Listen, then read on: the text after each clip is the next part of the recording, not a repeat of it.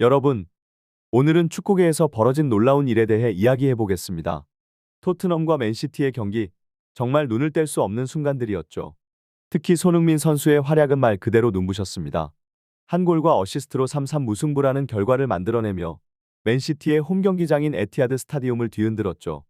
영국의 축구 전문가들과 매체들은 손흥민 선수를 치켜세우며 그의 기량을 극찬했습니다. 하지만 한편에서는 경기에 대한 비판적인 목소리도 있었습니다. 일부는 폴란드 팀이 전반전에만 여러 차례의 큰 기회를 놓친 것을 지적하며 이것이 더 큰 문제였다고 주장했습니다. 특히 비스마 선수의 플레이에 대한 비난이 거세었죠. 그는 이날 경기에서 최악의 플레이어로 지목되며 다음 경기에서 제외되어야 한다는 의견도 제기되었습니다.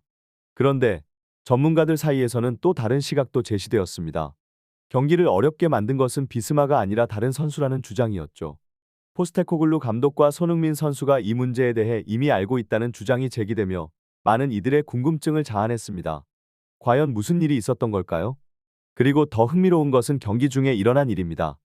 1-1 동점 상황에서 전반 12분경 피카츄와 리오가 중요한 패스를 주고받는 장면이 있었습니다. 이 상황이 어떻게 전개되었는지, 어떤 결과를 낳았는지에 대해 풋볼 매거진에서 자세히 다룰 예정이니 축구 팬이시라면 꼭 확인해 보시기 바랍니다. 축구의 세계는 항상 놀라움으로 가득 차 있습니다. 최근의 토트넘 대 맨시티 경기는 이러한 놀라움의 연속이었죠. 경기의 한순간 에메르 송이 알바레즈의 압박을 받으며 비스마에게 패스를 시도했습니다. 그러나 이 패스가 알바레즈의 다리에 맞고 방향을 바꿔 실바에게 흘러갔고 실바는 논스톱으로 홀란드에게 연결했습니다. 이 장면은 축구 전문가들 사이에서 많은 이야깃거리를 제공했습니다. 특히 로슬소 선수에 대한 비판이 많았습니다. 그는 이 경기에서 골을 넣고 출중한 기량을 보였음에도 불구하고 팀을 위해 적극적으로 뛰지 않는 모습을 보여주었다는 것이죠. 몇몇 축구 팬들은 로슬소의 마인드 자체를 뜯어고쳐야 한다고 지적하며 그가 토트넘에서 주전으로 나서기 어렵다고 말했습니다. BBC의 매치 오브 더 데이 프로그램은 이 장면을 더 깊이 분석했습니다. 생중계에서 볼 수 없었던 미공개 화면을 통해 포스테코글루 감독의 전술적인 문제점을 지적했죠. 양쪽 풀백을 중앙 미드필더 지역으로 이동시키는 전략이 볼이 커트 당할 때 노마크 찬스를 내주는 약점으로 작용한다는 것입니다. 또한 맨시티가 이를 간파하고 비스, 벤 데이비스, 에메르 송 그리고 피카츄류를 대상으로 조직적인 압박을 가했다는 분석이 나왔습니다. 이러한 전술적인 면모는 포스테코글루의 공격 축구의 약점으로 지목되며 경기의 결과에 큰 영향을 미쳤다고 할 수 있습니다. 이렇게 축구 경기는 단순한 스코어 이상의 다양한 이야기와 전략, 기술적인 측면을 내포하고 있습니다. 각 팀의 전략과 선수들의 개별 기량, 그리고 경기의 순간순간이 어우러져 이 흥미진진한 스포츠의 매력을 만들어내고 있죠.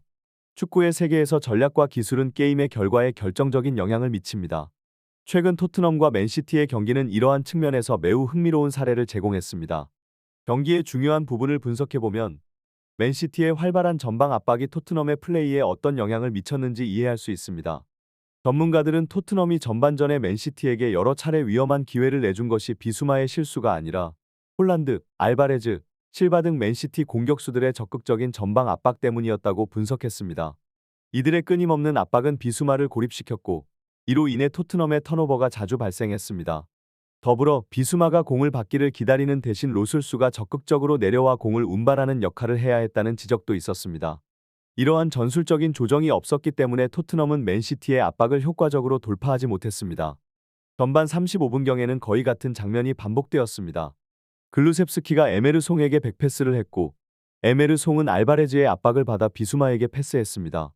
하지만 로드리가 이를 가로채 홀란드에게 전달했고 홀란드는 완벽한 노마크 찬스에서 골을 성공시켜 홈팬들을 놀라게 했습니다. 축구 전문가들은 이 상황에서 비수가 공을 받을 때 러셀수가 더 적극적으로 움직여야 했다고 지적했습니다. 러셀수의 이러한 움직임이 있었다면 비수마가 공을 더 효율적으로 사용할 수 있었을 것이라는 분석입니다. 이러한 분석을 통해 팀의 전술적인 측면과 개별 선수의 움직임이 어떻게 경기의 흐름과 결과에 영향을 미치는지를 깊이 이해할 수 있습니다. 축구는 단순히 골을 넣고 막는 것 이상의 복잡하고 전략적인 스포츠라는 사실을 이러한 분석을 통해 다시 한번 확인할 수 있습니다. 축구 경기에서의 전략과 개별 선수의 역할은 경기 결과에 큰 영향을 미칩니다. 토트넘과 맨시티의 경기를 살펴보면 몇몇 선수의 플레이가 중요한 터닝 포인트가 되었음을 알 수 있습니다. 경기 중 롯의 손이 소극적인 플레이를 보이며 비스마의 고립을 자초했다는 점이 주목받았습니다. 또한 러셀수가 비수마의 턴오버 이후 적극적으로 수비에 참여하지 않았다는 지적도 있었습니다. 이러한 모습은 팀을 돕는 플레이가 부족했다는 평가를 받았죠.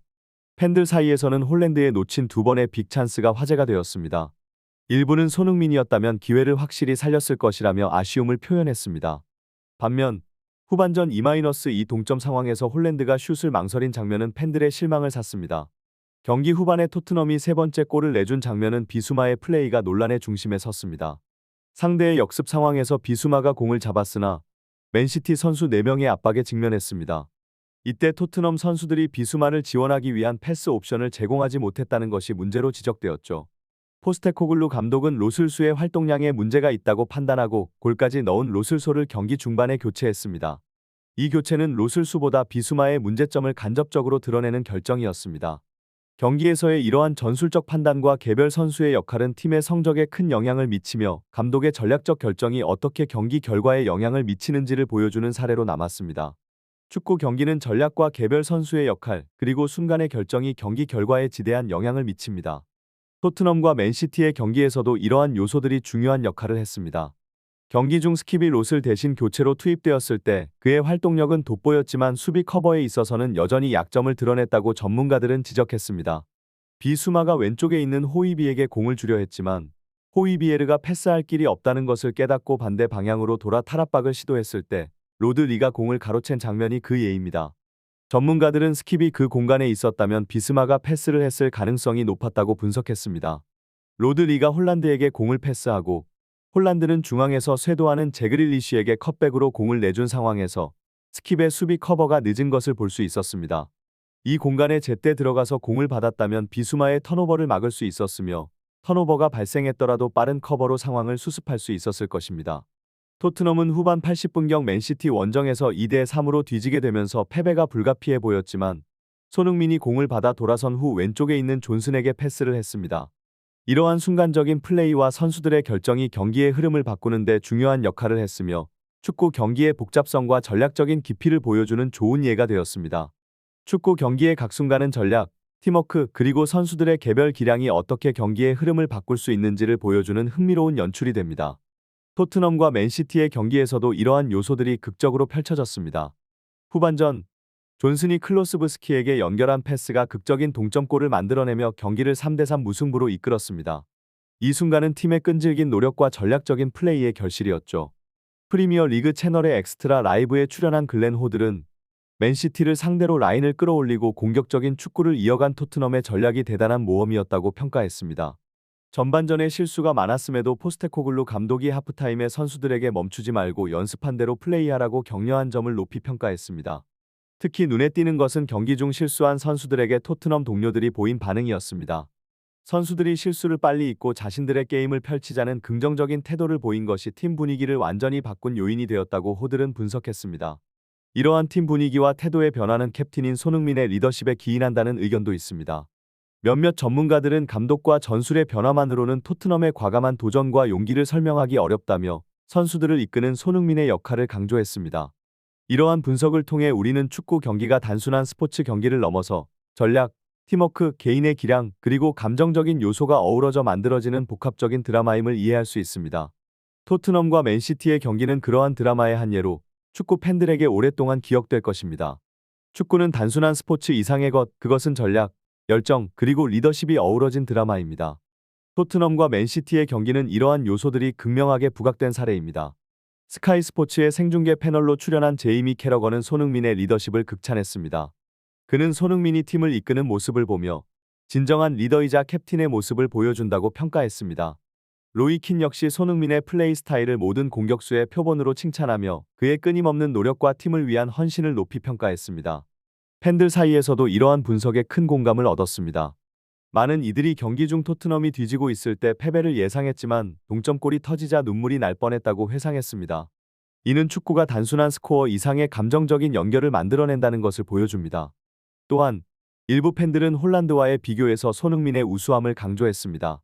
그들은 손흥민에게 더 많은 기회가 주어진다면 득점왕이 될 수 있을 것이라고 주장하며 팀 내에서 이기적인 태도를 보이는 선수들에 대한 정리의 필요성을 제기했습니다. 이처럼 축구는 단순한 게임을 넘어서 각 선수의 기술과 마음가짐, 그리고 팀워크가 어떻게 경기의 흐름을 바꾸는지를 보여주는 복잡하고 다층적인 이야기를 제공합니다.